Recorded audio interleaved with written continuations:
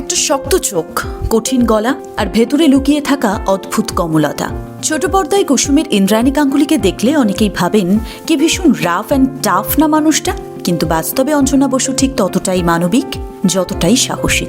তিনি নিজের ছেলেকে নিজেই শাসন করেন। এই কথাটুকুর জন্য সোশ্যাল মিডিয়ায় ট্রোল হতে হয়েছে তাকে, অথচ যারা চেনেন তারা জানেন সম্মান দিতে তিনি কোনোদিন কার্পণ্য করেননি। এই অঞ্জনা বসুকেই একসময় রাত কাটানোর প্রস্তাব দেওয়া হয়েছিল জানেন, শুধু একবার নয় একাধিকবার।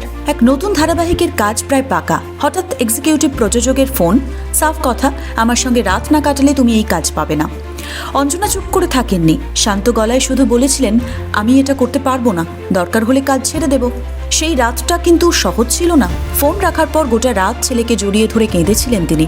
পরের দিন থেকে গ্রিন রুমে দরজা বন্ধ করে বসে থাকতেন। ওই প্রযোজকের কোনো কাজ আর কখনো তিনি করেননি।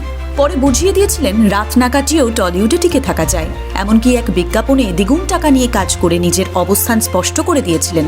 শুধু প্রযোজক নয়, পরিচালকের কাছ থেকেও এমন নোংরা প্রস্তাব এসেছে বারবার, সেখানেও আপোষ করেননি তিনি। মৃত্যুর মুখ থেকে ফিরে এসেছেন, দীর্ঘদিন অসুস্থ ছিলেন।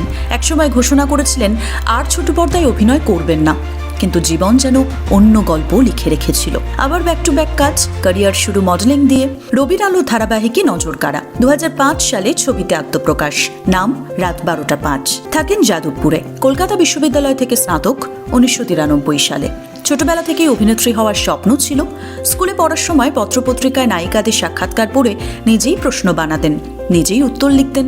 আজ সাক্ষাৎকার দিতে বসলে সেই ছোট্ট মেয়েটার কথা মনে পড়ে যায়। বাবা চাইতেন না মেয়ে অভিনয় করুক।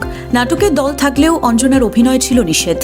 পড়াশোনা শেষ হতেই বিয়ে, অভিনয়ে আসতে আসতে নায়িকা হওয়ার বয়স পেরিয়ে গেল।